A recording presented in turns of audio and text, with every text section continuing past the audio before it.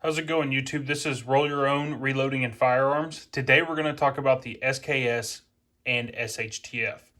So the first point we're going to make with this, and this is going back to old style military doctrine that I'm sure a lot of you probably won't agree with, but if you have a fixed magazine, well, I guess the point is fixed magazines. If you have a fixed magazine, you can't lose your magazine. It's the reason the infields are such a pain to take their mags out. They have removable magazines, but they really weren't designed for you to take the mag out and put another one in. And anybody that's done it knows it's kind of a pain, and I would rather run the stripper clips, which is where the SKS is at. We can show you right here. For anybody that's never seen it, there is your stripper clip guide. Right there. You would take, kind of camp this real quick. You would take your stripper clip, you would put it in these feed guides, and you would push your rounds down into the magazine. Obviously, this one has a Tapco 20 round mag on it, so I can't show you that. I can show you a picture. We'll put a picture up here. But anyway, you would normally have a 10 round fixed mag that you can load from stripper clips, and you can get very good at it, and you can get very fast. You can carry a lot of stripper clips on you, and they're cheaper than magazines. In my case, I bought this SKS. It had these Tapcos. I'm not happy about it. It didn't come with the original 10 round fixed mag anymore, but it came with two Tapcos. Tapcos are decent. I would test them in your rifle. They're reliable in mine, so I'm not too mad about it. It shoots them totally fine, but Tapcos are a pain to mess with, especially if you're under stress. This is not a system I want to deal with when bullets are flying at me. Obviously, in SHTF, the best option is to stay away from people that are going to try and kill you. But these mags, we'll go ahead and remove this one. The mag tells you why I don't like it. Bolt must be open to insert or remove magazine. Obviously, if you're running these mags dry, that's totally fine. You just slap another mag in. The bolt right here is locked open. It does have last round hold open. So once it's dry, it'll stay locked open. You can take your next mag, pop it in, you're good to go. If you've ever tried to mess with one of these while it is still loaded, or you've dropped the bolt or something, it just is a pain. You don't want to deal with it. I'm not used to this method of reloading. So in the manual of arms with this, I'm going to get better because this is a rifle I would actually use for SHTF. So I'm going to practice with it. But under stress, if you have not practiced with this Tapco system and keeping this bolt back when you remove mags, you're probably going to get killed because just under stress, it's just going to lead to errors. I know it. Even just messing with it, just shooting the rifle, I forget. And I mean, maybe for some people, they pick it up quicker than me. I just seem to forget that the bolt has to be open to insert a mag and remove the magazine. You can do a modification on these bolts. There's YouTube videos about that. It's fairly simple. It's not very difficult. And you grind off two of these inside edges on your bolt on both sides, and you can remove and insert magazines with the bolt closed. If you're going to run the Tapco mags, I highly suggest you do that. It makes the rifle more like every other semi-auto. So that's a big point I want to make too with this. If you want to run these Tapco mags or, any of the surplus mags, definitely do that modification. It's easy, but just take your time, and it should come out good for you. The downside is if you mess that up, you could mess the bolt up in your SKS, and then you're going to have a whole bunch of other issues. You can run the mags like this. You can modify these to run with stripper clips, which is what I think I might go to before I try messing with the bolt modification, because I like this SKS a lot, and I really have a hard time altering milsurps, even though it's already missing the magazine, the 10 round fixed, and it's already missing its spike bayonet. I still don't want to mess with it because this is such a nice rifle, and for some reason I got a really good deal on this at Sportsman's Warehouse, and I don't know, in my mind, something about that deal makes it harder to mess this up. I paid $250 for this rifle 2 days ago. So I've had this rifle for 2 days now. I've shot it some, and that's where I've experienced the issue with messing with these magazines. I'll get better.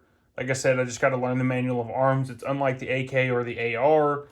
So there's a little bit of a learning curve, but it's not too difficult, especially if you're going to run this gun for SHTF. Practice, practice, practice. That brings us up to our next point.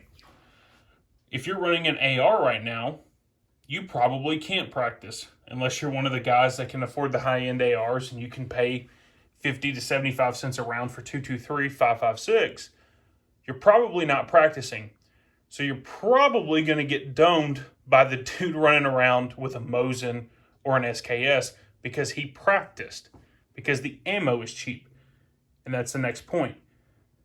The good old 7.62x39. The SKS shares this round with the AK, which is a huge advantage if you're running the SKS because there's a lot of AKs and there are millions upon millions of these rounds in the US. And they're still cheap and they're still available even during the Corona.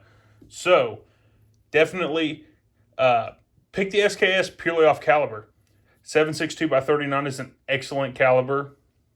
It's accurate out to 400 yards or more. You know, obviously some people can stretch that further. You should not be shooting 400 yards in SHTF because you're obviously engaging someone that you should not be.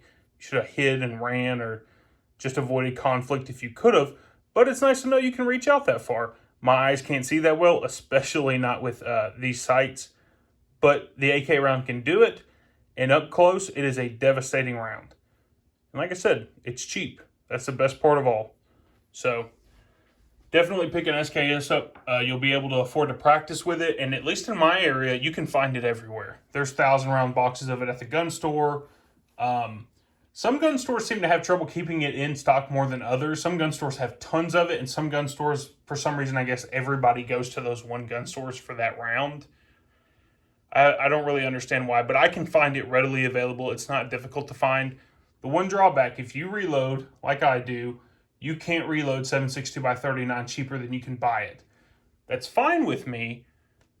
It's not really an issue, but I don't know. I like to be able to reload the ammo, but obviously in SHTF too, if you're in a firefight, unless you're me, you're probably not going to be running around trying to pick your brass up during it. I'm very stingy with my brass, so really though, AKs, SKSs, they don't deserve brass. So stick to the steel ammo. It'll serve you well. By the way, this is Barnaul. I can post a photo of what the box looks like for these. It's some of the highest quality steel cased ammo. It's actually very accurate in everything I've shot it out of. It's like match grade steel ammo if there ever was a thing. So the next point, cheaper than an AK. These have gone up in price, and that sucks a lot because the SKS was always that cool, like everybody had when they were cheap. They're just good rifles. I'm trying to give you a better look of it here while we're talking. You can see kind of the whole rifle here. But anyway, they're cheaper than AKs. And sure, you know, you might find an RAS 47 for the same price because these are now going for $500 or $600. Even the Chinese variants and the Russian variants, I've seen them higher than that. I would consider $500 to $600 more than fair for a Tula. You know, maybe $650. It would be hard to stomach paying $600 for a Norinco SKS. It's a great rifle. Norinco did a great job. This is a 6.36 manufacturer here. Flip the rifle over. Take it out of view for a second. Give you a look at that. You can see it right there. 6.36. That's where it was manufactured. Go ahead and set the rifle back down. But anyway, it is cheaper than an AK. And actually, I'm going to have to pick the rifle back up for this point. This is a feature you will not get on a $500 AR or AK. And that is that shiny metal and that chrome ring right there, where it's kind of shiny. For everyone that doesn't know, that is chrome lining. That is a huge thing for SHTF.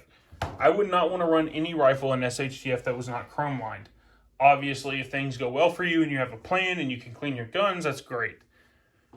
If things go really, really south and you're stuck out in the middle of nowhere and maybe you don't have a cleaning kit with you, or the oil and stuff you need, chrome lining is going to save your butt. You can shoot corrosive ammo, you can shoot normal ammo, and it should not corrode, at least not as quickly. And chrome lining is way harder than just normal barrel steel. Nitriding is a good compromise, so I suggest if you have an AR or an AK, nitriding is a good way to go, or that's a big word, nitrocarburizing, melanite. There's a couple other names for it, but anyway, nitriding is a good compromise. But anyway, you are not going to get chrome lining for that price, so that's a huge advantage. And AKs, I won't speak for ARs because I do believe there's ARs in this price range that are very good rifles that might be better options depending on what you want your rifle to be able to do. But at least in AKs, if you can even find an AK for that price, it's a piece of crap. You're not even going to find what used to be a good AK that's now a piece of crap for that price. Like, no one's going to sell you a clapped out Walser for $500 to $600. You're still going to pay $700 or more for a low end Walser that's beat up, from what I've seen. And I mean, people around this area are selling Walsers for $1,000. I don't know why, but that's what they've got to. And if you want something better than a Walser, be prepared to shell out at least $900 plus. And that's if you find it in stock at a gun store that's not upcharging things by a lot.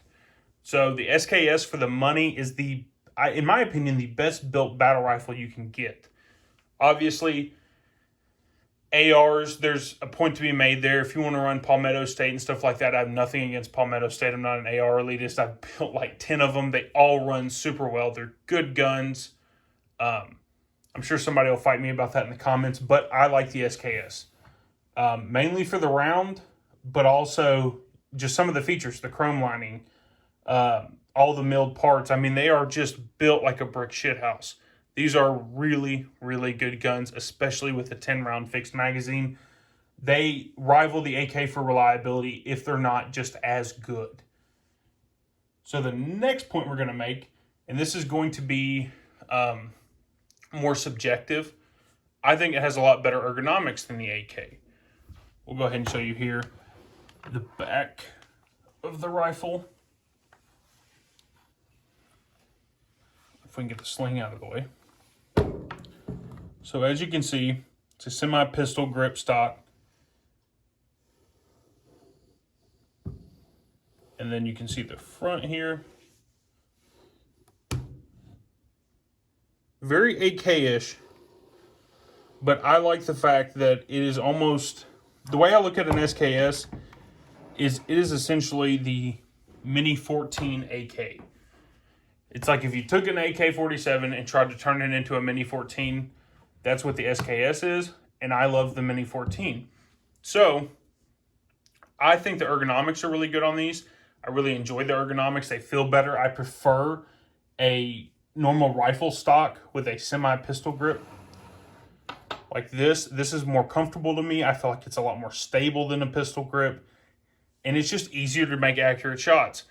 AKs and SKSs generally are going to be pretty comparable in accuracy, but I shoot this rifle better than any AK I've ever owned. I'm not one of these people that's going to tell you the AK is inherently inaccurate and it's garbage. I've had AKs that shoot on par with ARs. So, at least, price for price, they shot on par. So, don't believe that AKs are inherently inaccurate. That's not true.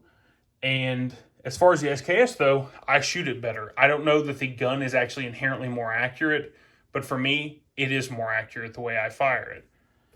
And to the next point, I have faster shot placement with this than I do an AK. I don't know if it's purely because of the stability or the way the rifle is held and the length of pull. There's probably a numerous amount of factors that go into this, but I can getting tongue-tied here. I can shoot the 10 rounds in this so much faster than I could shoot 10 rounds in an AK. And obviously, you could shoot the AK quickly too, but what I mean by that is I'm taking accurate aim shots and making hits. It is way easier for me to do that with an SKS. I guess it's just the ergonomics. That's all I can think of. But it just points naturally for me. The sights are almost the same as an AK, but I picked them up quicker. I really couldn't tell you what it is exactly, but I can make faster shots with this rifle, so I really like that. That's a big plus to me. I'm not a huge fan of the AK's ergonomics, so I guess I'm more of a traditionalist with ergonomics and what I like. And rifles like this, the Mini 14, the M1 Grand, that kind of setup, I like this better than pistol grips. Personal preference, I know I'm, probably a FUD for that. I don't like the new pistol grips and stuff. Oh, it's faster, whatever. I shoot this rifle quicker. So, we've already made the point that this rifle is better quality than an AK or an AR, probably of the same price range. The ergonomics are better. They're generally more accurate for most people. And of course, again, reiterate, some of these are subjective points. But the next point we're going to make is it comes with a cleaning kit in the stock. Now, a lot of people don't think about this, and it's a big deal. And a lot of people are probably going to have a bug-out bag with their own cleaning kit. That's fine. I understand. Military cleaning kits are normally not the greatest. I'm trying not to pinch my finger while I do this. Also, so y'all can see this for anyone that doesn't have experience and is wanting an SKS, your cleaning kit comes out of your stock. There's a little trapdoor you push in, and then you try not to let the trapdoor eat your finger, and then you can get your cleaning kit out. So I'm going to pull this cleaning kit out. This is what it looks like. This is a Chinese cleaning kit. I can't speak to whether they're all like this. Normally they're kind of hard to get open. There we go. Show you the tools that come in here. If I can pull them out. You might not be seeing the cleaning kit. Okay, there we go. So some of the tools you get on, obviously, your jig for your patches. Right there. You get a little flathead screwdriver, side adjustment tool. This will push your pins out. Right there. And then a cleaning brush, which, go ahead and put my hand back, is really all you need. For a chrome line barrel, as well as they stand up to corrosion and things of that nature, if you can just get the gunk out, in general, break it up and loosen it, your barrel's going to be fine. So you really can skimp on having oil if you have the chrome line barrel. Obviously, if you can clean your rifle correctly, do it. But these are a great tool to have, and it just sits in the back of the stock. Go ahead and move this. Right there. It's going to sit back here, and you can watch me try and finagle this on the reloading bench here. You can see that little trap door. Take this, push it in there, and this is where it will really try and eat your fingers, so go slow. I normally try and let the, okay. Honestly, if you've been pinched by one of these, you'd be pretty skittish too. I normally start letting that little door close. And there we go. It'd be really bad if you got hurt on your rifle trying to clean it. Definitely don't want to hurt your fingers. But anyway, that's the only point I want to make with that. You get the cleaning kit. The final point I want to make is just like with the AK. These guns have a huge aftermarket. You can turn these into whatever kind of tactical blaster that you want to. I mean, the options are endless. Mine, obviously, canvas sling. The most tactical it got is the Tapco 20-round mag that I really don't want anyway, but it works. But like I said, you can make these pretty much whatever you want. You can get 35-round mags. You can change out your dust cover up here and get a pick rail on it, and you can run a red dot. You can get different sights that go here for your front sight, or your rear sight. I'll show you that right there. Very AK-ish rear sight. Obviously, it's just a typical ladder style. But anyway, you have a huge aftermarket. So really the potential is endless for what you can do with this rifle. You can make the SKS pretty much whatever you want. I kind of like it the way it is right now. And it's, you know, it's essentially a Russian design Mini 14. That's the way I kind of look at this gun. That's the way I kind of run it. And also really, just a point, I like the safeties on these. When you go to fire it, you can feel that when you go for the trigger and you know your safety's on. So, random point, but very good design. I really like the safeties on these. But anyway, guys, that's why I think the SKS is the best SHTF rifle and why you should own one. If you can get one for a good deal, definitely pick it up. They're going to serve you well. They're just not enough good things I can say about the SKS. It really is just a phenomenal rifle. And in my opinion, a very, very good looking rifle. If you can, like I said, if you can find one in good shape, definitely pick it up. They're worth the money. Maybe not 600 to 700 and maybe not even high fives. But if you can find one under 500, I would say you're still getting a quality rifle at a good price. So this is Roll Your Own Reloading and Firearms. And that's my opinion on the SKS and why you should run it for SHTF.